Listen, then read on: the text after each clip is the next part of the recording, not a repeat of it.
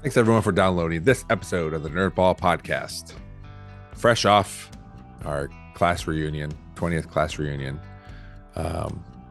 We haven't recorded yet, but we are talking about that. That came out yesterday on 3 different dads.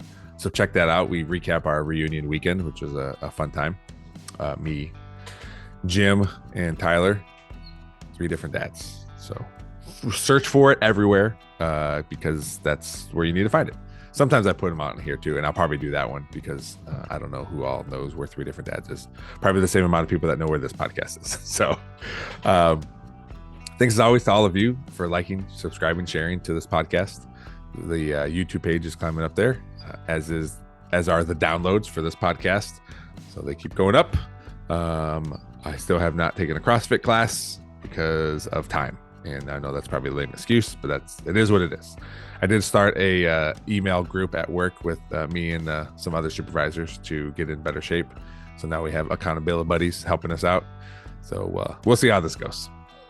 I guess that's it. I don't have a lot to say in this front of this episode. So enjoy the episode. It was great. It was a great interview. I really appreciated it. This is a guy that I've known for several years now. He started as opposing baseball coaches, and now his son is on the sideline with my son doing water boy, ball boy, that kind of stuff. So it's a great episode. Please, again, like, review, subscribe, share, do whatever you can to help this podcast grow. Thanks. This is Marjoe Cooper, and this is the Nerdball Podcast.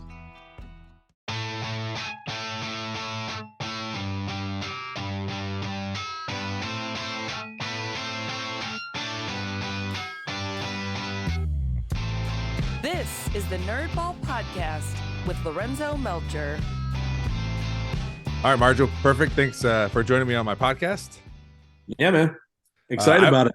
I always feel weird when I'll tell people, like, thanks for joining me on my podcast, because whenever I talk about the podcast, I say we, like it's this big conglomeration. I'm always like, we over here at the Nerdball Podcast, when in reality it's me and that's it. So. No, that's pretty sweet though, man. And I was actually I'm so excited about this. When you asked me about it, I did some homework, and I know you busted my chops a little bit about the Nerdball thing. And I even told my buddies, I told my wife, like, dude, I'm going to be on this podcast thing. It's going to be pretty spectacular. Nice. Well, now I got to live up to it, I guess. Yeah, no, I think you've done a good job of that already. Except for the Go Spurs in the background. I don't know if I could do it. I'm not a big NBA guy anyway, but that's awesome. But you rally with the Chuck Nagy. So that's good. So yeah. I was down at spring training, and you can't tell, but it's signed by him too. So right, it was pretty cool. But yeah, my dad and I went to spring training. This is probably, I don't know, almost 10 years ago now, maybe 8 years ago. And it was the best. It was so awesome. Like I love baseball, and I don't know if you've ever been to spring training, but there's so much access to players. Like I had at the time, Mateo was 3, had this tiny little. They were the Indians at the time, tiny little jacket. And I just had it stretched on the clipboard, and every day we went to the facility every day, and I'm like, can you sign my 3-year-old son's jacket? And mostly everyone signed stuff, but then like there was a few times where no one was signing anything, and they're like, can you sign my son's jacket? And it's this tiny jacket, and these all-stars can't resist this tiny jacket, so they come over and sign it. I probably got about 40 signatures on this little jacket. That's pretty sweet. Yeah, it was awesome. It was a good time. You got to use your kids as pawns, right? Whenever you can. Yeah. So no, that's pretty sweet. We I'm sure you know we're a big hockey family too, and Seattle and the Kraken and things like that. I used to live in Washington State, but my buddy Rob has front row ticket. He got in like way early with the Columbus Blue Jackets, and he literally is on the red line. Down with the Columbus Blue Jackets, they defend. The Seattle shoots twice, which is sweet. Okay. We went down Seattle's opening game down in Columbus, and I'm sitting there and I'm like pressing Caleb's face against like the like the glass. And he's got his jersey on and stuff, and it's super cool. He ended up, like I said, use him as pawns. I didn't care about Caleb. I just wanted the puck, right? So the guy actually came over, and Tanev came over and stuff like that. It was really cool. He got an official game puck too. So that's awesome. You do what you got to do, man. I mean, who cares about the match for the kids, right? It's all about us. So. Yeah, you're pushing his face up against the glass, and then the puck comes and you throw him to the side so you can grab it. Yeah. So And he held on to the soft pretzel too, which was sweet. So even better. But Yeah, that don't was let go of pretty that $12 pretzel.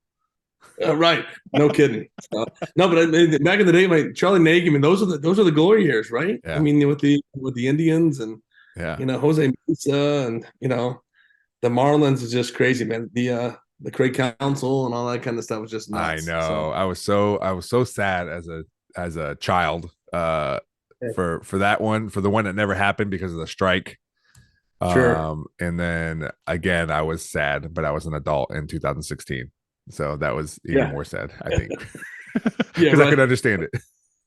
Yeah, I think you understand like how it's just crazy. And Cleveland, I mean, again, I'm a big Seattle guy, but like Cleveland just needs and I don't want to talk about like LeBron and that kind of stuff, but they just need that Guardians or the Indians, the Yeah. Browns. They need something.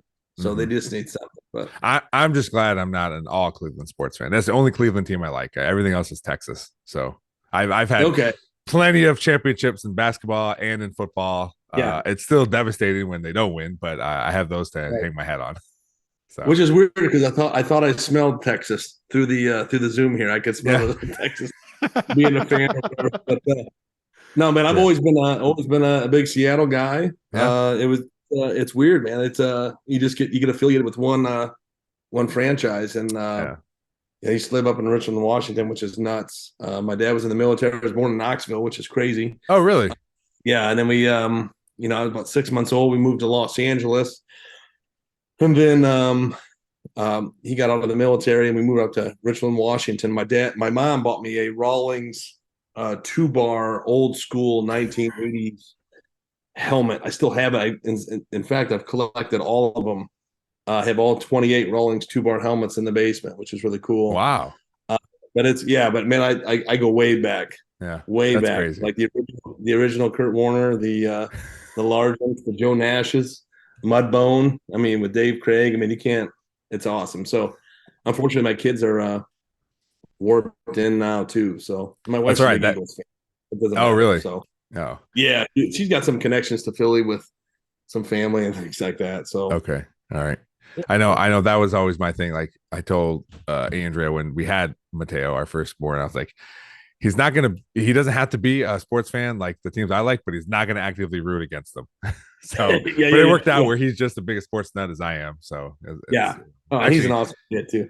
yeah. Well, thank you. Yeah, actually, he's way into more into sports than I was at his age, but I think it's just because all the ways to get information now is so much more. Like he knows a lot more than I do, and he tells me every day if the Guardians won or lost. He lets me know if someone's hurt. Like I'm so busy doing this stuff, I just don't have the capacity for that kind of thing. And he's always Sure, just like sure. my little sports center telling me all Yeah, yeah, these yeah, things that are yeah, happening. yeah. You're being a dad and you're being a coach and you're being a professional and things like that. I Yeah. got yelled at yesterday because Caleb's the same kind of way.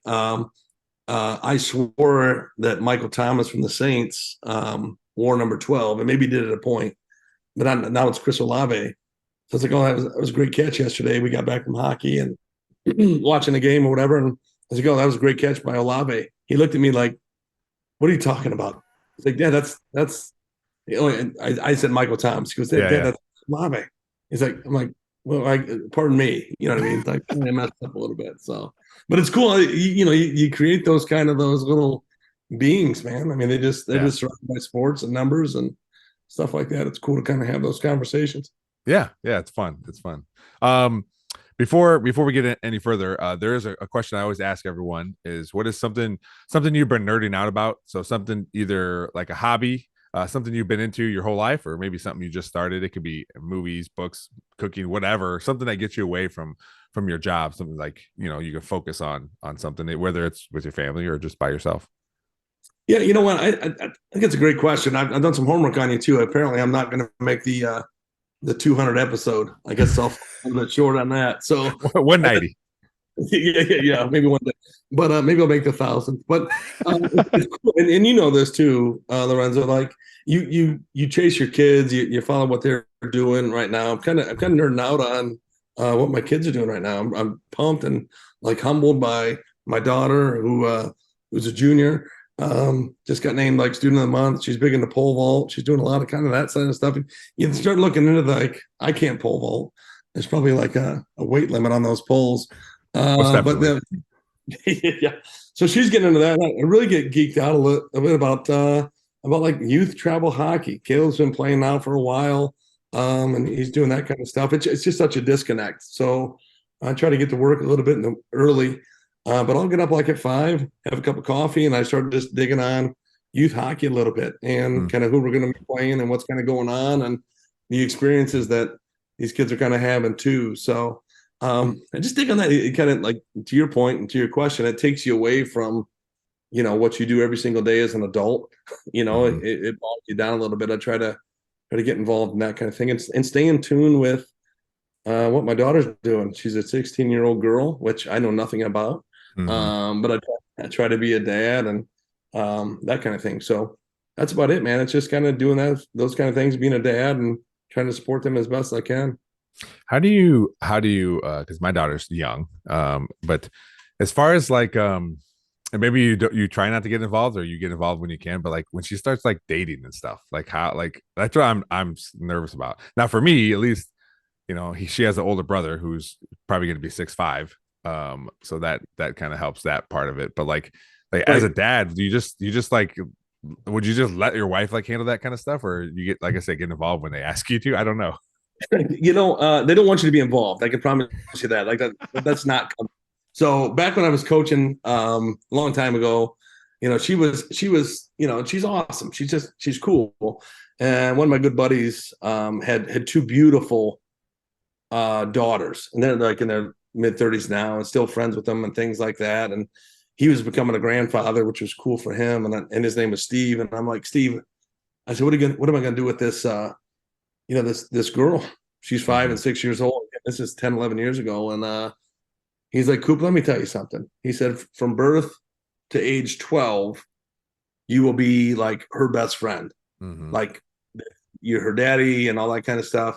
He said, from 12 to 22, you'll be the biggest jerk she ever met. And then I'm like, I don't know, whatever. And then he goes, at 22, she'll come back. And I said, man, 10 years is a long time. And he patted me on the back and goes, you have no idea. So, but and it's so true. Like once 12 happened, like a switch went off. Like you're just not cool anymore. You're just kind of like a dad. But so my wife kind of becomes like the liaison. Mm-hmm. She tells me kind of what's going on and stuff. And Kaden, my daughter, we're still really close. We're still cool on a lot of stuff, but there's things that she knows I don't want to talk about, and I don't want to talk about with her. You know what I mean? So Yeah, yeah. it's a whole different vibe. It's just a whole different vibe, and and with like Mateo, you referenced it before. You just have those conversations with your dudes. It's a little bit different. You end up like just hanging out with your guy, but it's super cool. It's just totally different. Yeah, you're right now because Lillian she'll be 9 next month, and she is um like we do get along very well, and I coach her softball team, so I'm out. I do that kind of stuff, and like even today, Yeah. she's like, "Dad, I made you something at school," and she brought home this little note she made, and and she writes in like a journal for school, and she's been doing it for a couple of years. And this is the first year where she writes to me and Andrea. Like Yeah. she used to just write, "Dear mom, dear mom, dear mom." Now there's some dear dad stuff in there. So every once in a while, I got homework to do, and Andrea will say, "Hey, she wrote to you. You gotta respond back." So, but that is a tough thing, because what it sounds like is a pretty abrupt stop, and you're Yeah. left like, all right, wait, Yeah. what just happened here? Yeah. Well, she's setting you up for she wants something. Yeah. That's what's happening. Yeah. That's exactly what's happening. So here's her what's birthday going her on. birthday her birthday is around the corner, so Yeah, it's coming. So and Bree, my wife, she's like, she has you so wrapped because you'll do anything Mhm. for them. It's a different kind of thing. But now she'll write to me and we do a lot of talking over text more than anything. But it's like she's doing really, really well. I'm just super proud of her. But it's a different dynamic for sure. It's just you can't, and sometimes there's nothing you can do, right? I mean, as a Yeah. parent, as anything, it's just you just deal with it and try to support and try to help as best you can. um another interesting question that I've always wanted to ask you, and I don't think I ever did, is how'd you get the name Marjoe? I Is knew it this was coming. Yeah, I because did. it, I it knew it's this was it coming. interests me, and I guarantee you there's gonna be someone listening that doesn't know either, and everyone's Yeah, is very yeah. peculiar. questionable about it. Yeah. which is super cool. So I was born in 1975, so I'm getting up there. That was the 70s. So I always say that my parents, I'll keep it PC, like to experiment a little bit in the 70s. Okay. So there was actually there's a movie in 1973 by the name of it is Marjoe. The name the way my name is spelled, Marjoe. Mm-hmm. So it's about a guy by the name of Marjoe Gortner, Gortner. That's who I'm named after. He was like a childhood actor back in like the 70s. So they did this movie or whatever in 1973. And then when my mother, when I was coming around, my dad thought, oh, that's a really cool name. So in 1975, I got named Marjoe. My dad's name is Carl. Mm-hmm. My mom's name is Barb. I have a brother named Carl and a sister named Wendy. So I have Marjoe, and yeah. This will get you beat up in second grade if you're not tough. I was going to ask you, like, how was that growing up? Like, yeah, like, and you go through things like, even in college, like, they're taking an old school, like they're taking roster. Like, hey, is Marjoe here? Marjoe? Yeah. Margaret, Margoe, dude, you name it, I've been calling it. But it's cool though. But I really like it. Yeah. The about what my parents did for me was give me an awesome middle name, which I don't have one of those either. So my legal name is seriously Marjoe Cooper. Wait, so why did you ask them why they didn't give you a middle name? I did, and that's a great question because I was like, why did you not? And Cooper's easy, right? So a lot of my buddy college, everybody just called me Coop and all that kind of stuff. But I asked my mom, I don't know if I was like 20, 25, like, hey, why did you not come up with like any idea for like a middle name? Usually that's the easier one because it's just a family name. Yeah. Well, to your point, that's a great point. I'm glad you said that. And she's like, well, we couldn't think of one. I said, why not just start like in the A's? Like, why don't you just start like in the A's? My grandparents from Eastern Tennessee, last name was Allen. I said, why not just start like with Allen? You know what I mean? Like, she's like, oh, that's a good idea. I guess we didn't think about that. So whatever was happening in February of 1975, they couldn't come up with one. So, right. but it's cool. Like, I couldn't see my name being like Bruce, or whatever. And you got a unique name too, which is cool, Lorenzo, and that kind of thing. And although my parents gave me a middle name though. What'd you hit? What is it? So my middle name is Tyler.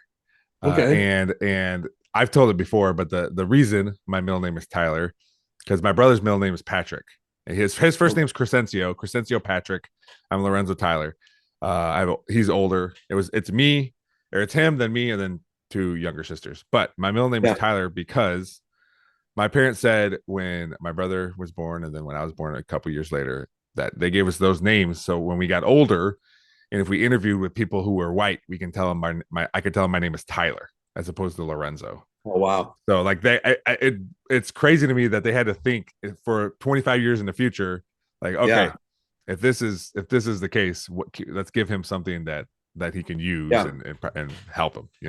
But they did to my brother also. But not my sisters. They went the opposite way. So I don't know why they. right. They're like, nah, we're not gonna. It goes back to what your dad was thinking. It's you take care of your daughters a little bit differently than you take care of your boys. Yeah. I mean, they. My one sister is Mercedes, and my other one is Mirthala.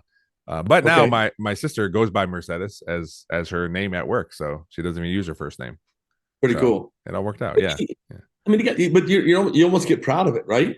You get proud of and that's what I told my dad. Like I talked about, like I have a Mexico soccer jersey that I wear from time to time, and my brother always wore a Mexico hat, like, and I talked about getting a tattoo on my chest of a Mexican flag, like all this stuff. And he goes, I'm so like proud of that, because he's like, if I did any of that stuff, I couldn't do any of that stuff. I would have got beat up. I would have got killed. Like all this stuff growing up, like you can't be that way, And I was like, well, now it's better. It's not the best, but it's better. And now you can, like, because he always liked that we did that stuff, Yeah.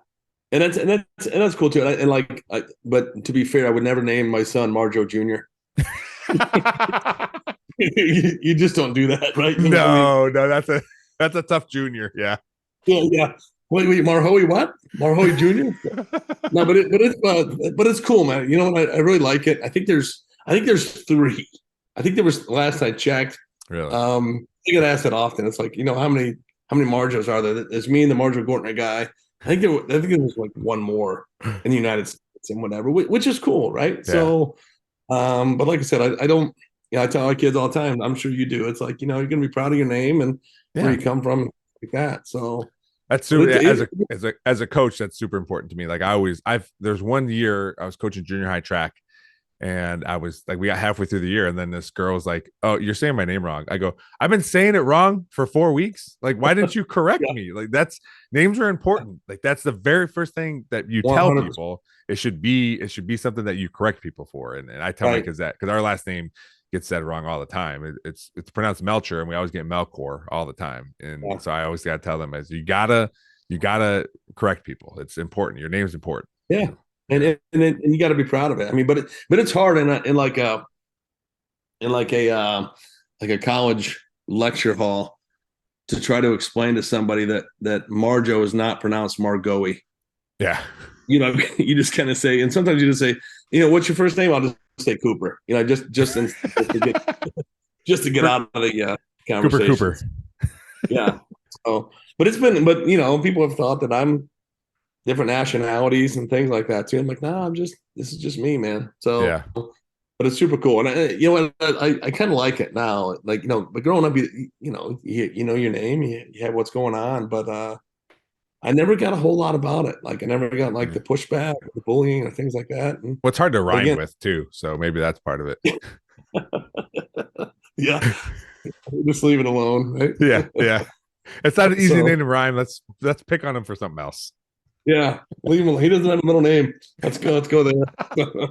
Marjoe, no middle name, Cooper. So, but but it's been cool though, man.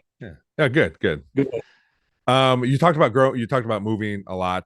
You said you were born in Knoxville and you moved to Los Angeles.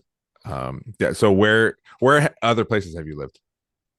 Okay, so like I said, my dad was in the military, so I was born in Knoxville, Tennessee, and then he was in the Navy, so we moved.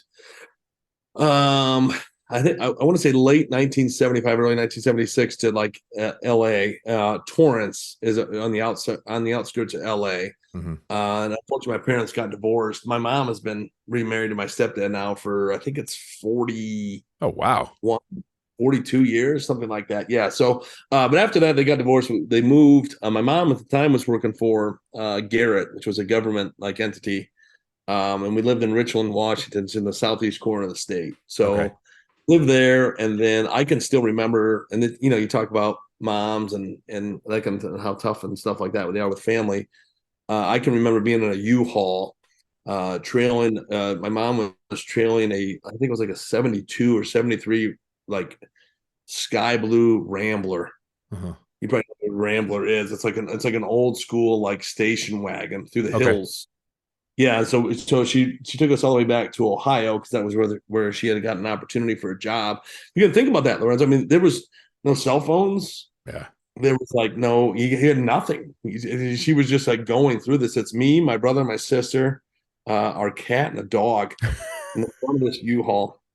And we're stuck in the middle of these mountains of like Idaho. And I can remember it's crazy what you remember. I can remember her backing that thing up and like crying because she was crossing this bridge. I didn't think she was coming back. I'm like, she's gonna leave us in the front of this U-Haul. My name's Marjoe, and I got no popcorn. I got nothing. No breakfast bars or anything. So, but she drove us all the way to Ohio, and then she ended up settling in Norwalk. And then my dad, they were obviously divorced at the time. But my dad ended up moving to Huron. As a coach, where that is. It's north of Norwalk, and they settled there from like 1981. So bounced back and forth between them for a few years, and then graduated from Norwalk High School in 1993 as a trucker, which is another thing. So you're Marjoe and you're a trucker. How about that? Yeah, a little bit. Yeah. So, but yeah, that was cool, man. And then life kind of takes over and do whatever. But where are you at in the line of your brother and sister? Okay, so my sister is, oh God, let's see, I'll be 49, so she's going to be 55. She is the oldest. My brother is 54, so Okay. she lives in North Carolina, and then my brother, I think, still lives in the Cleveland area. So Okay. All I'm right. the youngest, and I've been told multiple times that I'm a mistake. Yeah. Uh, That happens. That's all right. just like the first name, right? So it just happens like that. So So having no middle name and the name, and the name Marjoe makes a little more sense as the youngest because I feel like my parents had our baby sister she's 8 years younger than me, so she was okay, I called her a secret baby because my mom wanted to have baby but my dad did not know it. yeah, the old So sneak attack. Huh? yeah, but I feel like you get parents get more relaxed the more babies you have, they get relaxed with them, so maybe that was the Yeah, issue too. Like, we don't. I mean, what do you really need a middle name? Nah, we're good. Like yeah, just leave less alone. strict, right? Less strict. Even when you're first born, there's just no middle name. We're Right. good. Yeah, I think about that stuff kind of now. Like, I'm sure you leave your kids alone sometimes and things Mhm. like that. But man, Yeah, we were just on our own a lot. So we yeah, were a low yeah. blue collar family. You just working your way through stuff, and we just got left alone a lot. You just figured things out. And now I think Yeah, yeah. sometimes we get like, oh my God, we got to protect everybody. We got to go there. We got to do this, this, and this. And we figured it out. Yeah. You kind of do that stuff. But I, I'm I think uh about that. I'm about 10 years younger than you, and even me, I was like I remember my sister, the baby sister, we'd be home in the summer.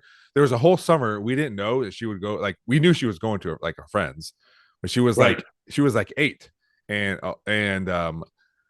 we didn't know that she was going over her friend's house and she was swimming. And the way we found out, because we didn't have a pool, the way we found out that she knew how to swim, my dad coached my baseball team. We had a baseball party with a pool, and my little sister jumps in, and my parents start freaking out, and she just pops up and starts swimming around. And no one knew she was swimming all summer. That she taught herself, or her friend, or her mom, or whoever taught herself That's how to swim crazy.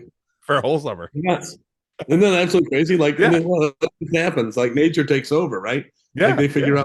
out where to get toast and where the peanut butter is and things like that. So Yeah, I was just talking. We just celebrated my 20th reunion this past Saturday, and I was talking about kids and stuff, and we had kids pretty early. So a lot of my classmates, some of them had them about when we did too, but some of them have younger kids now, and they're like, we better get home. Our kids are gonna wake us up early. I said, man, my kids are at the point now where they make their own breakfast. I could sleep in if I yeah, want. right, right. They're good. They're Oh, good. yeah. Wait till you have somebody driving, man.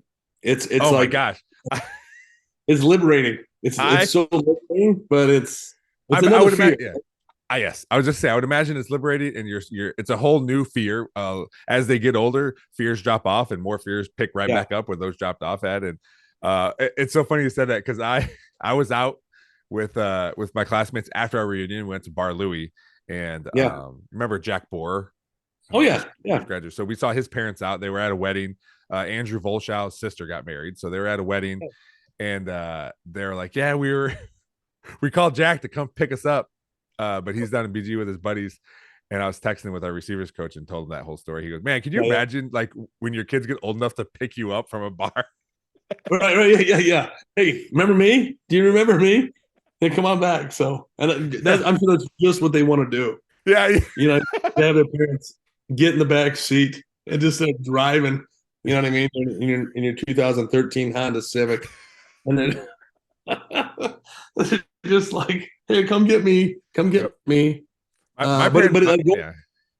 Go ahead. going back to that a little bit, like Yeah, it's so much different. And Caden, it's a different kind of fear, right? Like it's a different kind of like thing you worry about, because everybody thinks these kids think they're invincible, right? yeah. So the worst thing about it is, so she's going to be 16. This is probably back in like February.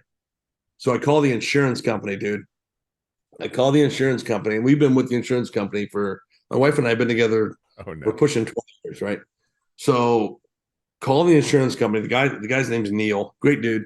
That's neither here nor there. And I'm like, hey, Caden's getting ready to be on our insurance, and he gives me one of these. He goes, I'm like, wait a minute, what does that mean? Whatever. And he's like, the best thing you can do as a father and his parents is not let her get her license.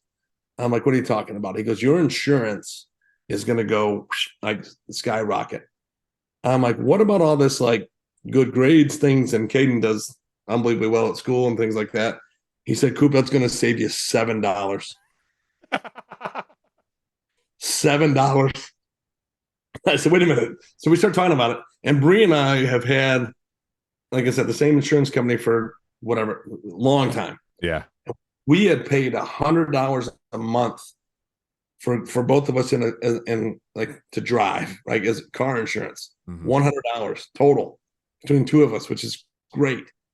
So he tells me the second she goes on, like the second we put her car, which is a 2013 Honda Civic, on the insurance policy, it goes up $100.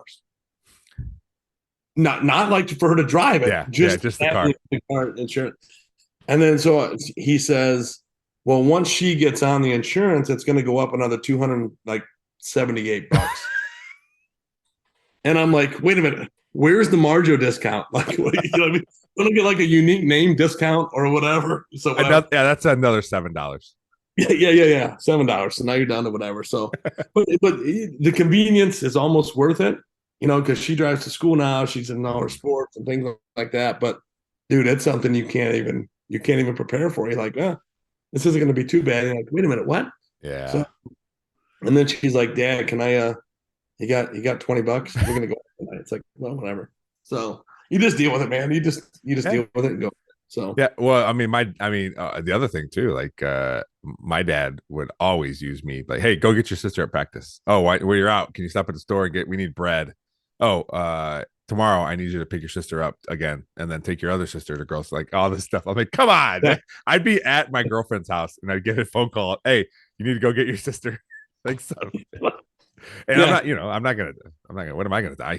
He bought my car, and what am I? Yeah, you can't say no. No, I can't. You can't say no. That's the last time for you driving, right? Yeah, I mean, yeah. He immediately take my keys and say, "All right, well then you don't have to get your sister, but you got to come home." yeah, right.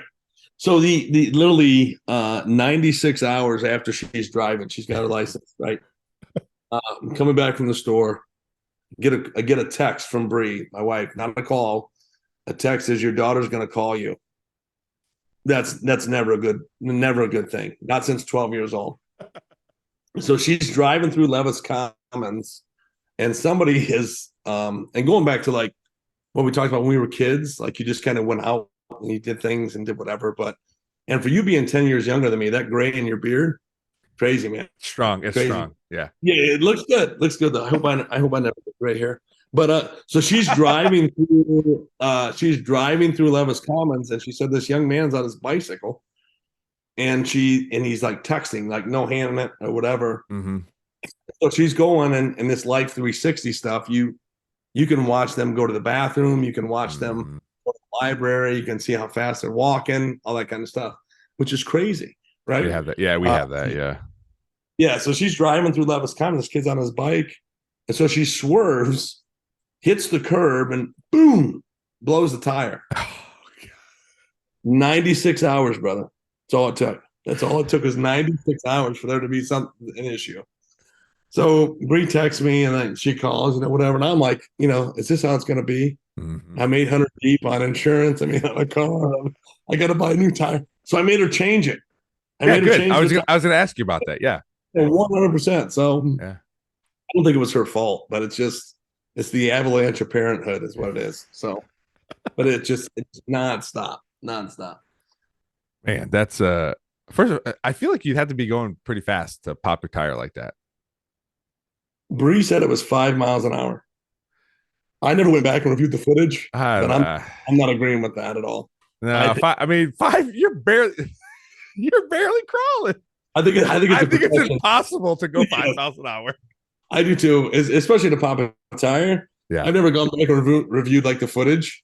You know what I mean? Is it like an instant replay kind of go back? It's not worth it. But I don't think I'm getting the full facts to be that. Yeah, you got to pick your battles too. The car, the tire is still going to be popped, right? Yeah. But 5 miles an hour. I see. I think you're right, man. Like, that's at the speed of smell. If smell is 5 miles an hour, right? So, You know what? In so fact, let's call her up right now. Let's talk. let's go. You want to call her up and see what goes on? Yeah, I'll let you handle that conversation. Oh my So, gosh, that's funny. That's funny. But yeah, yeah, 96 hours. that's it. And that's all it took. And then it just keeps going. I Like, said, hey, how's she been since that incident? knock on wood, man, really, really good. All So, right, and good, good. she's like, she's so like, she's like old, like her for her age. You know what I mean? Like, Mm, she went out and got her own job at 15. She's got her head on straight. But again, she's 16 years old, and I'm not so much worried about her. I'm worried more about the, coming down 5 Point Road or going in yeah, front of the high. You yeah. got some weird people out there and whatever. So, but she's been fine. At least that's what gets reported to me. Right. Hey, and that's all you got I to don't be give worried a about. That's all you got to be yeah. worried about is what is told to you. I told Andrea because sometimes Mateo will just talk to her, and I'm like, hey, you Yeah. guys have that thing. If I need to know something, you'll tell me, and if not, then Yeah. that's between you and him. I'm good with it.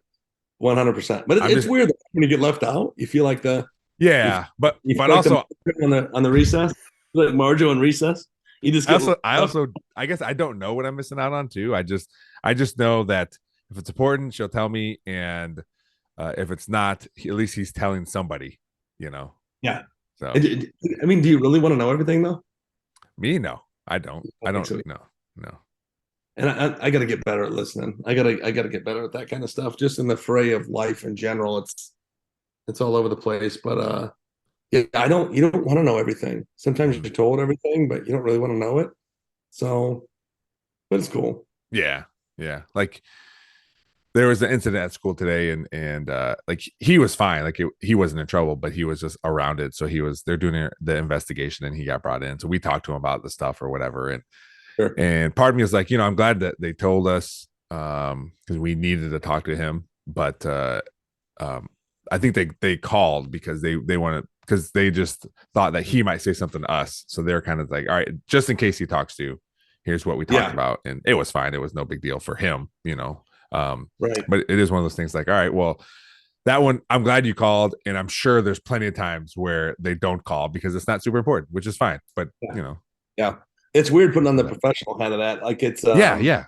like anytime I talk, and I've been, which is crazy. I've been in education now for 25 years, but on the dark side, no, being a principal for 10, like anytime like I talk to a kid, whether it's positive, negative, or whatever inside of the office area, we always call home.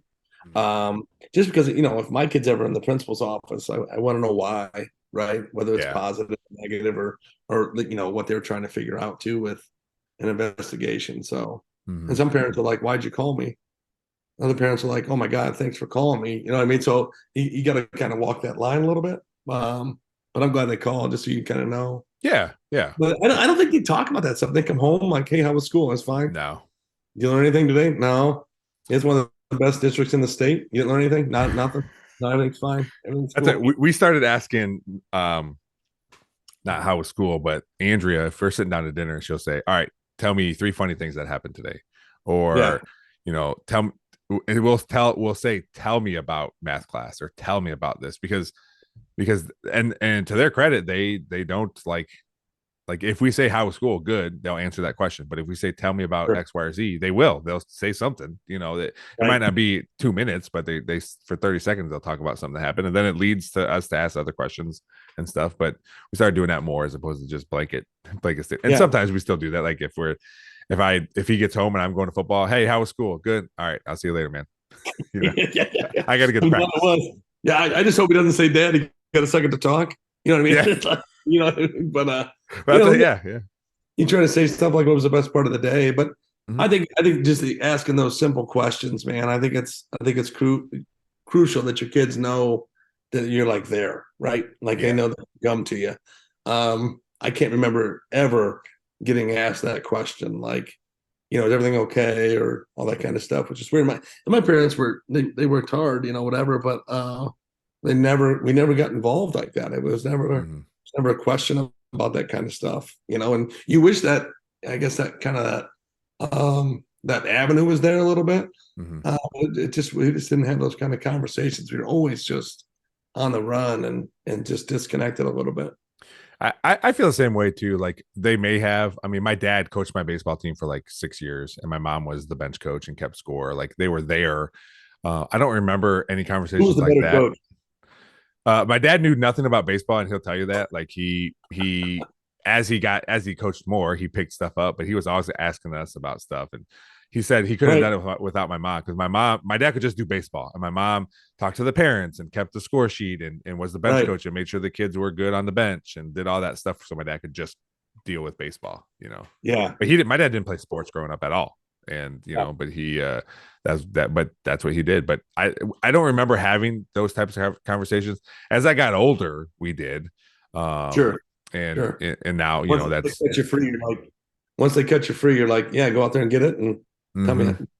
like, you know what I mean? So, Yeah, and we can still do that. But when I was growing up, my parents partied, right? They still partied, and right, I remember they would be at our house, and I was a 9-year-old bartender handing out beers, and that's just what great, they did. And my mom drank for most of my childhood. She was alcoholic, right, and she got she's been sober for a long time now. But once right, they figured that out, once my mom got sober, that my parents actually divorced for a little bit, and then remarried each other about 8 years after the divorce. right.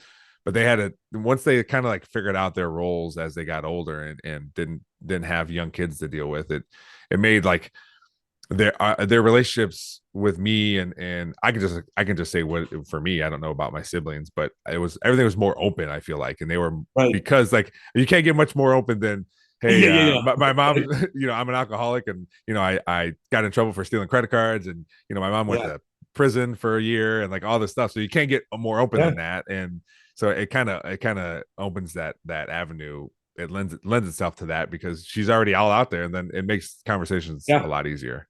Well, and Yeah. you don't have to hide from it either, right? Mm-hmm. So, Yeah. even in like I told you, my mom and my dad divorced really early. I think it was like 3 or 4, right? Right around like 1980, 81, like I said, 5 maybe when we moved to Richland. And my mom and my stepdad have been together for it's over 40 years. I want to say 41. Mm-hmm. Um, at one point, my dad was living in the house with my mom and stepdad. Just Really? yeah, just trying to help each other out, and and coming from those blue, deep blue collar roots, and then actually my mom and stepdad introduced my stepmother to my dad, Wow. and this is where Marjoe comes from. So, so but that was it, man. He just you don't hide from it. Yeah. You kind of go through that, and it's not something to be ashamed of. It's just No. that was No. that was that's what you grew up in. You know what I mean? Yeah. And that's what you do. So Do you you and I ever? coached together back in the day. Yeah. I Yeah. think I'm undefeated against you. I don't remember. I'd block it out. Yeah, I figured you blocked that out. Yeah. So Do no, always doing good. do you have you ever, or did you ever remember your dad, or a stepdad in this case, crying in front of you when you were little? Uh that's a great question. Because that Um was a thing too, I feel like.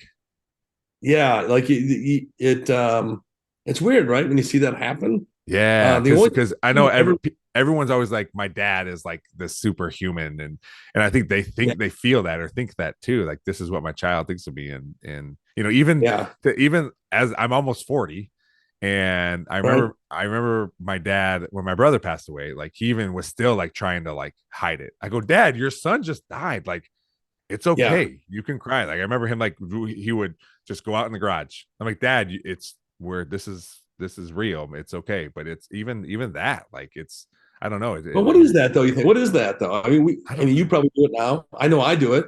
You try to Yeah. hide those Yeah. emotions. I don't know what that I guess that front we have to put on, Yeah. but I think the only time I ever saw my real dad cry, he's 70, he'll be 76 here in a couple months. I think the only time I ever saw him cry was when my grandfather passed away. I was probably about 11, 10 or Hmm. 11. Hmm. And I got forced to go to a funeral uh, because my mom and stepdad wanted to go out. Right. So speaking of party and that kind of thing, you want to go out somewhere, you got to go. And my dad, kind of took me there, but that's about it. And Mhm. I've seen my stepdad cry multiple times, probably because he's married to my mother. No, but I think a lot of it is he's more sentimental, Yeah, yeah. that kind of stuff too. So I don't think anything less of either one of them. But Yeah. yeah, that's a good question because you wonder sometimes. Like I'm trying to think of the times I've cried in front of my kids. Mhm. I don't think I've done that yet. So outside of when the Seahawks lose or something like that. But But that's that's just because that's because you punched the wall and your hand hurts. yeah. And I'm getting old, man. You're pushing 40, I'm pushing 50. But no, that's a great question. But I don't know why we're afraid of that. You shouldn't be Yeah, afraid of yeah. that. So. I mean, I'm super like I can feel it for sure. Like when even watching like a video that's sad, like I can feel myself getting welled up. So I mean, I've always been pretty emotional, but yeah, Right. it's the same thing. Like And when that starts to happen, I just get up and walk out of the room. Like I try to hide it. No, you're exactly yeah, yeah, you watch a movie sometimes, and it can't even be like anything sad. And we try to do. We're on the run so much, but it's like we try to do movie nights, which I think is we put away phones, we put away everything. yeah. And sometimes Caleb gets the pick, sometimes Caden does. I try not to let Bree pick just because it just doesn't go well. So usually it falls back into something like that we all want to watch, Mm-hmm. And as they're getting older, it's kind of cool. They pick up on stuff. And the movie you got to see, I think, if you haven't, is like The Illusionist. Oh, no. It's got Ed Norton in it and Jessica Biel, which, I mean, come on, you can't Yeah, go yeah. wrong there. So we're watching it, and it's like, oh my god, it's like getting it, kind of emotional kind of thing. So I just get up. I act like I gotta go to the bathroom, whatever, trying to get yourself together and do whatever. So, but I don't know what that is. What is Yeah. that about God? I don't Like, know. what's the big deal? Like, I don't Just know. just hardwired in, I guess, now at this point. Yeah, but and I guess and for what? Like, what are you gonna prove? Mm. You know what I mean? So, I think that the few times I have cried is when my kids are crying already about something. yeah, Like, well, we when we had to put our dog down, everybody was crying. that sucks. Yeah, But it is like seeing them be upset is obviously upsetting to the to us too. Like I think that's probably when I would do it more. yeah. We've had to put two dogs down since the kids have been around. Mm-hmm. I can't Yeah. I can't do. We had to put one down during COVID, which sucked because he was awesome. His name was Dexter. It's a white lab. We named him after the that show, that serial killer. Yeah. That show was awesome. But Bree's tougher than I am. She's just tougher than I am. I'm like, I don't think I can physically go in here and do this. Mm. And she was like, all right, I'll just do it. I know it's hard for her too, but I guess that's just me keeping up my Man of the Year campaign. Just trying You to make my wife more stuff. you So handle this. I'm out. I'm out. yeah, I can't do everything. I can't do everything. You handle this. I got to get up and walk to the other room. Yeah. 100%. Like, then you got to tell the kids, again, I think it's 3 years ago now. Caleb's only, 8, Caden's 13. I'm like, look, your dog's not coming home. And that was horrible. And I'm sitting there trying to kind of, because they become part of your family. I'm trying to hold this in. I'm like, what am I holding in? Mm-hmm. I don't have to go to the bathroom that badly. I could probably have a moment, so, but it's just tough, man. I guess it's back to the dad thing. Like you got to be a tough guy for whatever reason. So, Mm-hmm. but your daughter is going to change your outlook on that. It'll give you you're going to get it's just different, man. It's just different. Yeah. It's a whole different world. Yeah, I'm sure. So, Yeah. She twirls a baton and she has to for her competition. She gets like one of them is modeling, so she has to put all this makeup on and then she puts this dress on and she has to model and stuff. And I'm like, man, it's crazy. Like she's 8 and she looks like she's 16 because she's all like dolled up and everything, and that's what she has to do when she twirls baton. I'm like, what is happening here? Does she have to wear the hat? Does she have to wear like? You know what I mean? So, There's been a couple of things where I'm like, that shirt's probably too small for you. But yeah, I go back to, as long as your mom knows you're wearing it, I guess we're fine. I don't know. yeah. And Kaden's she's just great, man. But I got to figure out who her dad is, man, because he's a good looking girl. I'm like who, and so one of the first times I come down, like, for the high school thing, and she's got like one of them belly shirts on, Mm-hmm. and I think I said, I thought I paid full price for that shirt. Where's the other half of it?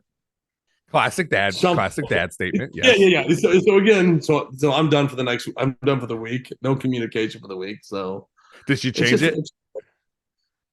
no, No. no, no, no, because then Brie will say, okay, it's okay, whatever. So so I go to the other room and act like I'm not crying. You know what I mean? So one of those. It's one of those things. So, um, are you? I know we briefly talked about coaching baseball. Are you coaching? Do you coach anything? Any hockey or anything? no, I haven't coached since I got on started doing the principal thing. Oh, So okay. outside of like youth and stuff, back when I was beating you, uh, no, I think I haven't coached. And Caleb he doesn't play baseball anymore. Mm. He's all hockey, and then Caden, I was coaching a little bit of the softball thing too, but then she got out of that as well. She's just doing cross country and pole vault stuff. But Mm. I don't think I miss it, man. I don't. When I got, you decide to, I guess, kind of to make that jump. I taught for 15 years, and I don't think I had like the best principles. I mean, people to like, that were leaving and that kind of stuff. And I was like, I think I can kind of do that. And decided to get on like that dark side. And then Bree even said, my wife, she's like, you're gonna miss coaching. I just don't think I have. I Well, don't miss I that. think for you, like though, like the stuff that I miss about coaching is talking to the players, but you still talk to Yeah, yeah, kids. yeah. Like you're still doing that stuff every day. It's just in your school, and you're I think because the coaching part of it, the actual sport, like that doesn't matter to me. I've coached all kinds of sports. That the sport doesn't matter. It's just connections with the kids, and no matter if they're 5 or 18, that's the part that Yeah, I like. So it could be any sport, and you yeah. still get those. Maybe not as much because you're a principal and you're probably dealing with the kids as much as you're dealing with the teachers, having to Right. Oh do yeah, that yeah. kind of stuff, but that part is still there. And I just like, for me, I just like connections in general. So that's why I'm a supervisor now at the Metro Parks, and I run a Right. staff there. I have a team there. So like, it's all, to me, it's all the same. Coaching is coaching. It's just For depending sure. on what level, right? Yeah, and I think it's all relationships, right? Mm-hmm. I think that to your point, the connections you can make with young people. I taught a lot of sixth, seventh, and eighth grade, and then as a principal, I've been at the middle school and then in Fremont, and then now at Fort Meigs. You can direct so much traffic from just building positive relationships with kids. I mean, Mm-hmm. you never know what everybody's coming through, and Fort Meigs is a pretty big school. But all these kids, you're dealing with 600 kids who have at least, 99% have two parents, sometimes Mm-hmm. three, sometimes four. So at that point, you could deal with between 1,800 and 2,400 people a day, Yeah, right? yeah. So, I mean, you deal with those, and those people are just looking for an outlet. They're looking for that connection, which I think is absolutely crucial. I think the bridge between home and school has to connect, and it's our job as professionals to make that connect and build those relationships. So I do miss that. And you were an athlete too. I miss playing a little bit, Mm-hmm. even like in college and things like that. Like you just miss those road trips. You miss those, just sitting around and shooting the breeze and making fun of each other and that kind of stuff. There's so much downtime. At the game is one thing, but getting to the locker room 2 hours early, Yeah. you're stretching, you get to get those things. I do miss that, and you're absolutely right on that. Like you miss how you can connect with kids that way, or even with coaches. I mean, you've got great coaches around you too, and not only at the varsity level, but even down at the youth level. I mean, you've Yeah. made a great name for yourself, obviously, and I know that's not what you're looking for, but that just building those relationships is something that I do miss. But at the same time, you're still taking arrows. You're taking arrows over playing time, taking arrows over, whatever. And it's like, man, that just kind of wears you down. And I thought that like getting into the principal side of that, you could direct the traffic a little more, if that makes sense. Mm-hmm. Like I thought we could do some other things this way, in that leadership capacity. So I miss it a little bit, but not to the extent of, getting up and watching film. I coached basketball for a long time, but watching film all the time and, trying to break things down and the teams I coached were average at best. And then life takes over, right? It's coming for you too, man. All that stuff just kind of takes over and you change your priorities just a little bit.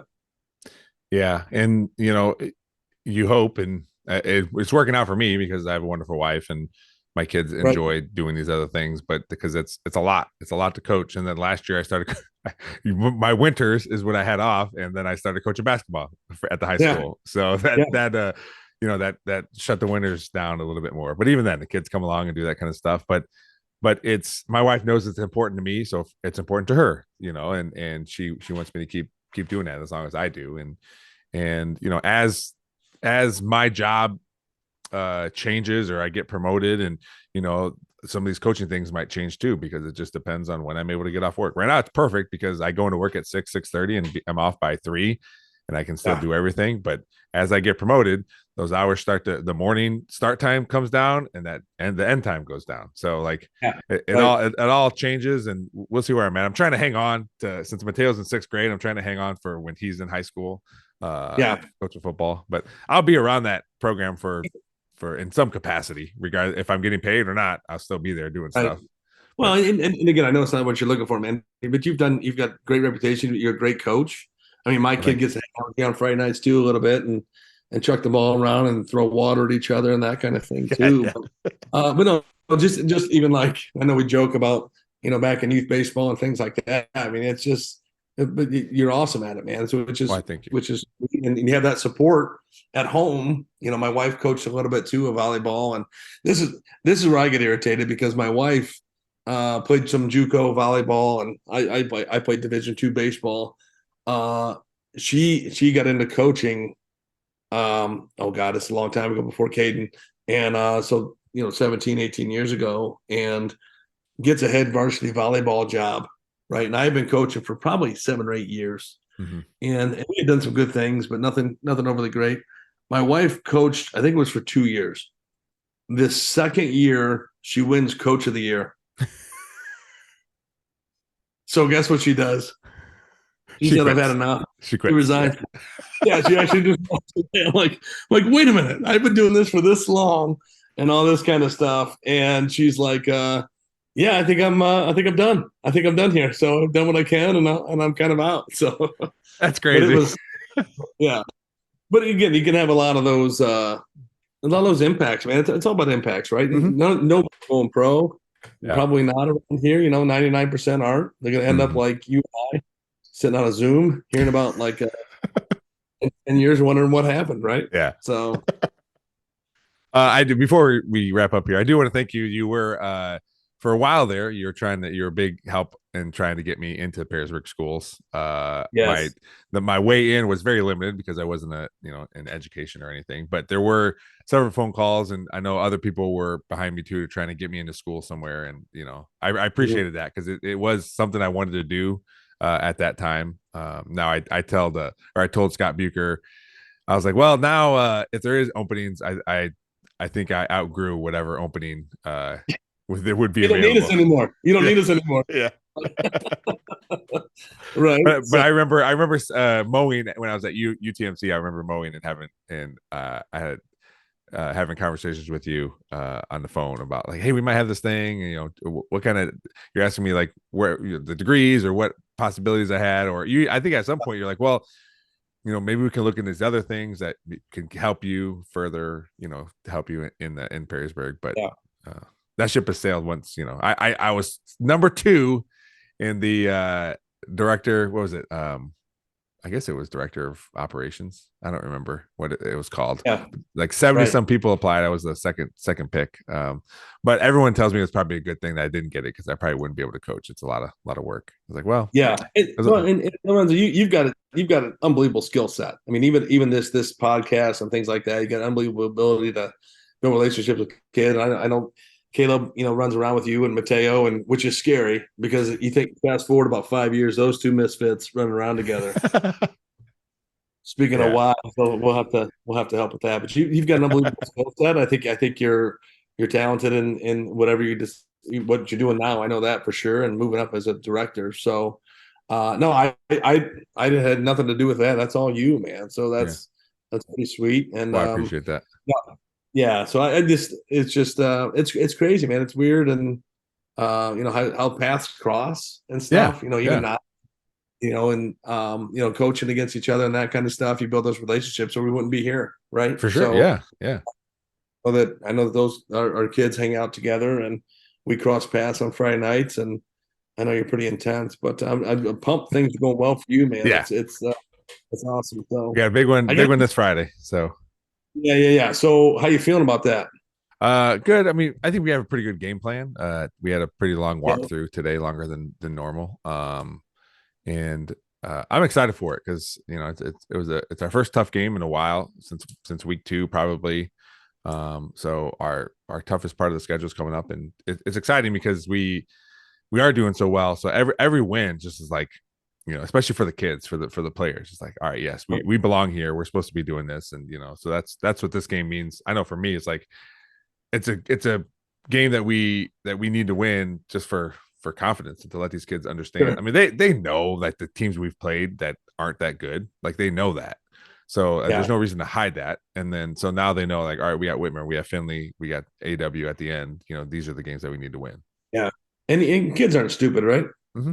Especially now, like they can find any score, they can find anything instantaneously. I mean, back in the day, like you relied on coaches to say, like, oh, this team is whatever, and you didn't know anything about them outside of a newspaper. Most of our kids don't even know what a newspaper is. I got a big question for you. Yeah. You can take this back to Dirk if you want, if you got to get clearance. Where do you need me? Like, do you need me as a wide receiver? Do you need me to pass block? I mean, do you want me to throw a dime? I can throw a tic-tac through a Fruit Loop. I mean, I don't know. I can. We need somebody to feed us burgers. Maybe. Hey, I think I know somebody who could do that. That's what it's fallen to. That's what it's fallen to for me. I mean, as an athlete, that's it. You just sit back there and you flip burgers and think about the glory days. I know Mateo always come up to me because I won't go, like, at halftime. I usually run to the side. I go, hey, can I get a cheeseburger? And usually someone's in there that I know. And they'll throw me a cheeseburger. Now Mateo's always like, Dad, can you give me a cheeseburger? I said, no. I said, I can't do that all the time, man. I just every once in a while. Right. So Caleb will come back too, like, and whatever. And he's usually like just whipped, and because we're just coming off of whatever. But he'll come back and he's got like a specific order. Like he's the president. Like, you have to have this, you have to have this. And then the last couple of weeks there haven't been like sour Skittles. So me like volunteering, and then I'm down $12 just in terms of 2 hot dogs and like sour Skittles. And he's just like, oh, can you warm it up? I'm like, what? This isn't like So just eat it, man. Just eat it. So you got to get back on the field. Let's hurry up. Yeah. So, but it's awesome. But no, he loves doing that, and he loves football too. But he just skates, man. So it's weird, and the hockey scene's kind of cool, but good. Yeah, he just wants to do it, which is fun. Awesome. Well, Marjoe, I appreciate you coming on the podcast, man. This was awesome. I always say, like, my favorite guests are like, I've known you for several years, but not just Sorry about that. A little bit a little base level. So my favorite episodes are the ones where I this person I've known for a while, but I can learn all these new things about him. So thanks for coming on the podcast. You got it, man. Thanks for having me, and keep up the good fight. I'll spread the word on the nerd ball, and I think I'm looking forward to it, man. I appreciate you having me on. Keep doing the good work. Lorenzo, you're doing great stuff, man. And thank you. Schools. But if you're too good for us now, with all this Yeah, I don't know. stuff. I think I might have passed you guys up. They moved me to the most popular. Our park is the most popular, the one that I run now. So Yeah. it's most visited. So I am where I've always wanted to be, in the spotlight. I like people, like I like the importance of where I'm at. I've been at parks where no one knows they exist, and this park, everyone knows it's there. So that's really cool, man. I'm glad things are going really well for you. And you said passed up. I've seen you run. You ain't passing anybody up. So we can leave it at that. Very true. All right. Thanks, Marjoe. You got it, man. We'll take care. Have a good one. Thanks again to my guest, Marjoe Cooper, no middle name, for coming on the podcast today. It was a great episode. I loved talking about his daughter popping a tire, going 5 miles an hour. We had to check. I feel like that's a Mythbusters we should do. Like, can a tire be popped going 5 miles an hour? I don't even know if you can drive 5 miles an hour. So, but that was a funny story. It was cool that he also made her change the tire, because I think that's what probably should have happened. So that was good. Again, having him on, I said at the end, just like knowing someone at such a base level, and then learning all these cool things about him. It was a great episode for me, and hopefully you all enjoyed it too. Continue to like, share, subscribe to the podcast. Check out the other podcast on the Nerdball Network, 3 Different Dads. Tyler, Jim, and myself recapped our 20th high school reunion. So check that out wherever you get podcasts, and keep on looking out for new episodes. Again, if you want to reach me at the podcast, it's the nerdballpodcast@gmail.com. We're on all the social medias: Facebook, Instagram, search the Nerdball Podcast. Twitter or X is the Nerdball Pod.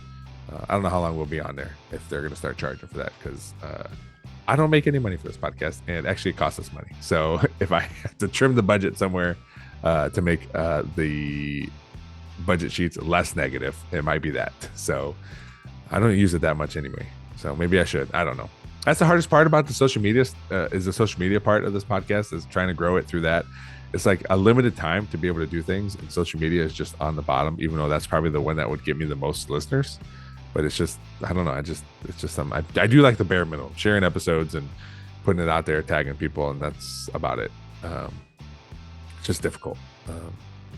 I was making TikTok videos, which were going really well, but I don't have capacity for that right now. So if someone wants to do that stuff for me for free, that would be much appreciated. I don't know what I could pay you, is zero, but you can come on the podcast every once in a while, and if you have a little business, you can shout that out. Or if you just want to come on and you're just someone who does social media for funsies or wants to do this, feel free. Again, I'm not saying you're going to get paid in exposure, because that's lame, but I don't care either way. So if it's something you're interested in, cool, hit me up, the nerdballpodcast@gmail.com. All right, this ending is taking forever, and I have to go eat dinner. So as always, thanks to Real JP Multimedia, Cuttlefish Graphics, Perrysburg Junior High STEM Lab, and Big Daddy Graphics for always helping out the podcast. Thanks for listening. We'll see you next time.